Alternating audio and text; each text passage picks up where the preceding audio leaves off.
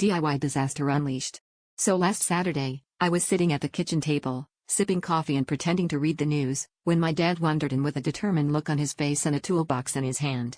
Now, to set the scene, my dad is the type of guy who believes that YouTube tutorials are a substitute for years of professional experience, and that DIY stands for destroy it yourself. Our sink had been leaking for a week, and instead of calling a plumber, he announced, "This is a perfect father-son bonding project." I should have known then that my day was about to get weird. Things started off innocently enough. He turned off the water supply, or so he claimed, crawled under the sink, and began muttering things like, "Lefty-loosey, righty-tighty, can't be that different from IKEA furniture." About 2 minutes in, I heard a suspiciously loud clang, followed by a gurgling noise that sounded like the kitchen was preparing for a liftoff.